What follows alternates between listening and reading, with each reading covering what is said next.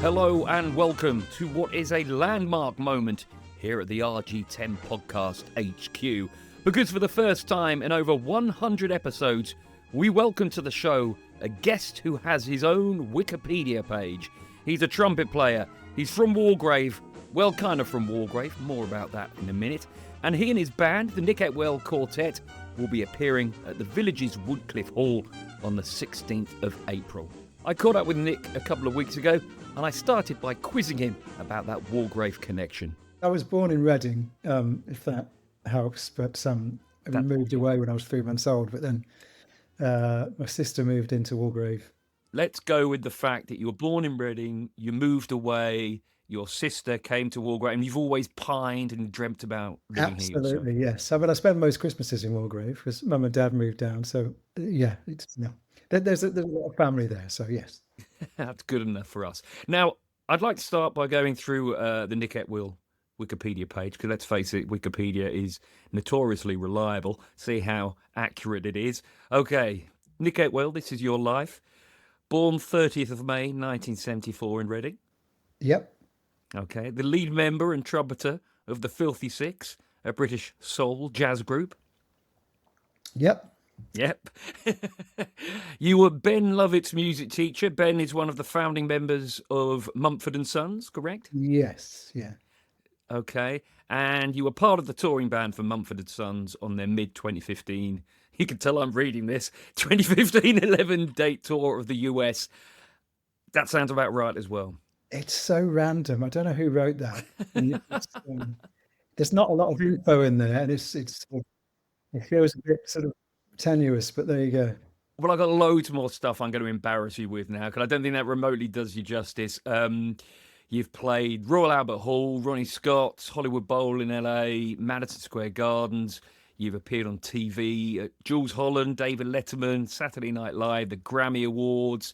You've played at Glastonbury, you played at Reading, you played with Roger Daltrey, Duran Duran, Sophie Ellis-Bextor. The list goes on and on. Foo Fighters, Noel Gallagher, Keane.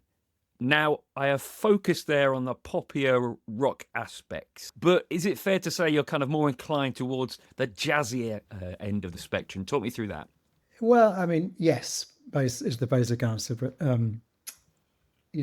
jazz doesn't really pay that well, so you have to go where the money is, and that is in the kind of pop world. So I do a lot of horn section work, yes, but then I have the Filthy Six is my sort of baby, and that is my outlet for my own music and to organise my own gigs, and where because we're all session musicians, so it's an opportunity for us to let our hair down and have some fun, really, doing our own thing.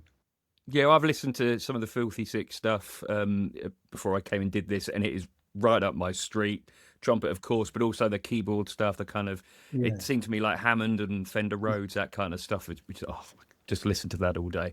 Anyway, and I advise anyone watching this, listen to this now to, take time out afterwards to have a quick listen and buy tickets, of course. Let's face it, that's why we're here. That's why Now, what was the first time, or when was the first time that you remember thinking, this is something that I want to do, something that I want to do for a living? I don't really know. I mean, I think because I got back in touch with an old friend from youth orchestra up in Derby a few years ago, and he sort of said he remembers me as a teenager saying, I want to be a professional session musician, but I don't remember ever sort of saying that. It was just always something that I enjoyed doing, and it luckily came quite naturally to me, although obviously you work hard at it, but there was a kind of a natural affinity with it. But I guess the moment or a big influence is actually the film The Blues Brothers, randomly. Oh. It was, I just sort of seeing the guys in the band, the backing band, sort of doing their thing. I just thought, I remember thinking that would be cool to do, backing up different singers and working with different people. So I think that was a real moment, actually. Yeah. I think I could actually name the horn section from the Blues Brothers. I had an incredibly similar age to you, and I had precisely the same experience when watching the Blues Yeah, Brothers. Fell in love with that kind of music. Yeah. absolutely. Yeah. Mr. Fabulous on trumpet. And Yeah. Who's that? That was Alan Rubin, Mr. Alan Fabulous. Rubin. Yeah, absolutely. They were the top guys from New York. Trombones Malone on trombone, who's also a great sax player, and then Blue Lou Marini. That was the kind of, I guess, the first time I saw the workings or inner workings of a band, and realizing, oh, Being a session musician and being, if you like, a live musician, how different are those as experiences?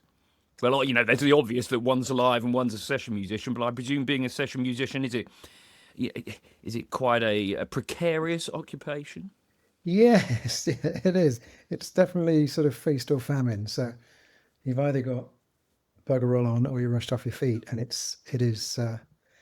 Very much that. I mean, this time of year in particular is quiet. It's the beginning of the year, just always that way, and then it kind of builds up through to the summer, and then a little bit of a dip, and then builds up again towards Christmas, and that's just the natural flow of these things. But I mean, the majority of the work as a session guy for me is live work.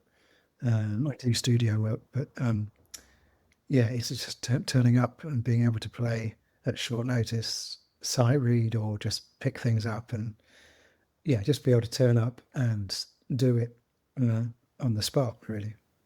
Have you had any particularly odd, peculiar, memorable session experiences where you've just turned up, maybe not even sure who you're going to be playing for, and you think, oh, it's you?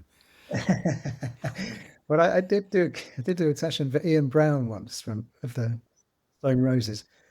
But for some reason, I was really busy at the time, and it didn't twig that it was that Ian Brown.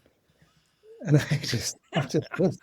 I turned up. I'd been rehearsing for someone else all day, and I was knackered. And I got to the studio.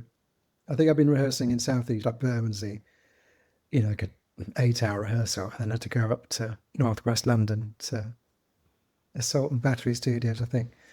And I turned up, and then I said, "Oh, it's that Ian Brown." And then he was like, "You all right?" I said, "I'm a bit knackered, actually."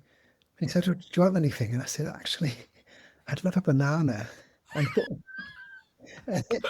he went, he said, "I'll go to the shop. Do you want anything else?" I was like, "Yeah, I'll actually have a beer," because it was like 7 o'clock at that point.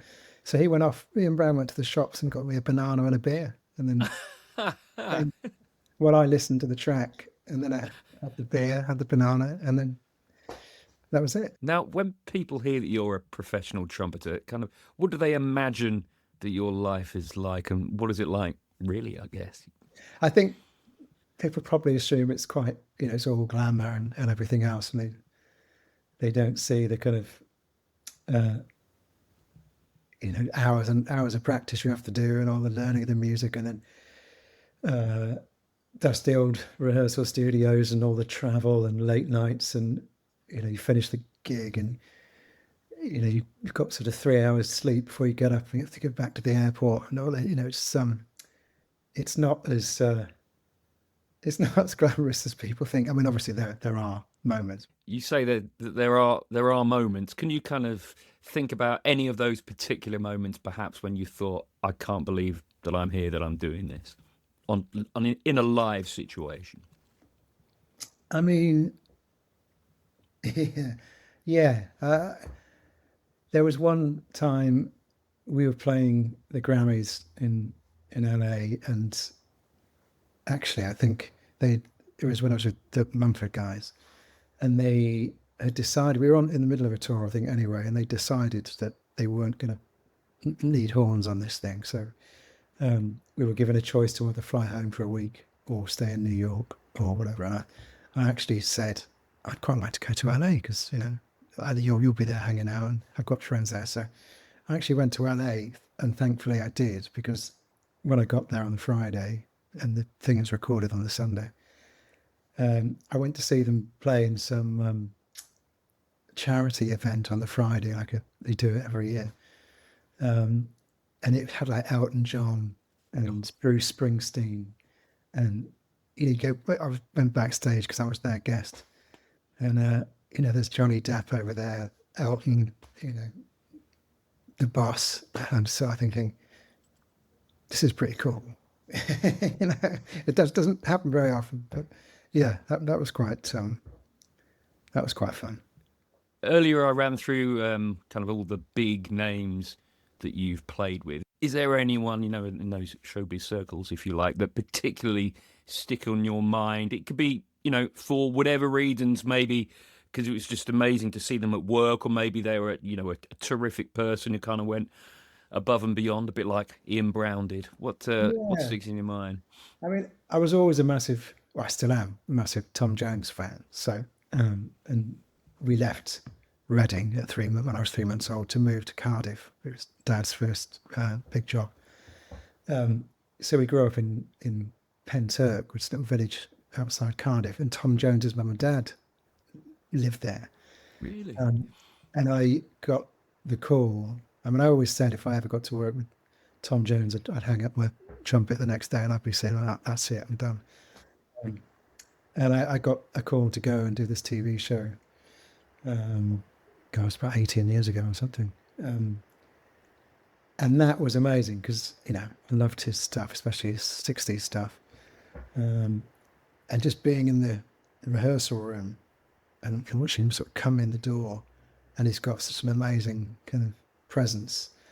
And then he just sort of, you know, stood there, went to go through the stuff, and he's like sort of pawing the ground like a bull ready to charge, getting ready to sing. And he's just sort of, you know, and then he just like stands there and then just belts out this tune with this incredible voice. And I've got goosebumps now thinking about it, but I was like, bloody hell, that's just amazing. You know? That was pretty special. And he was lovely. And after the gig, you know, we were all sort of hanging out and chatting. And I said, "Oh, you and my dad used to live in Penturk, didn't they?" He said, "Yeah." I said, "Yeah, I lived there till I was 8." So that was quite nice. Oh, brilliant. Now let's talk about your gig now in Wargrave at the Woodcliff Hall, the 16th of April. When everyone listening buys tickets, what can they expect to see when they get there? So this is a kind of spin-off from the Filthy Six. This is just the quartet. So it'll be me on trumpet and flugel, James Fenn on guitar, Pete Whittaker on organ, and a great young drummer called Joel Barford, who is really sort of making waves. I think it's from Leicester, but yeah, fantastic drummer. And we're going to be sort of mixing it up. We'll do some Filthy Six stuff, so some groovy soul jazz stuff, but also some jazz standards and some blues, and yeah, we'll kind of mix it up for the audience. I know this kind of music. Could you describe it to people who may be, you know, unaware of this kind of stuff? It's not, you know, you can sit there and tap your foot to it, but I don't know. Well, is it the kind of thing that will get people up and dancing? Particularly, I don't know. Sometimes I think it's a bit of a halfway house, isn't it? What would you say? I mean, definitely. I mean, we quite often play to dance audiences, so and we encourage people to get up and dance. I'm trying to think if there's going to be enough room at good ball. But I mean, that would definitely be some toe tapping. I would hope so. Funky stuff. There's some funky stuff, some groovy stuff, and then maybe some ballads or something. Bit of something for everyone. Nice mix, beautiful stuff.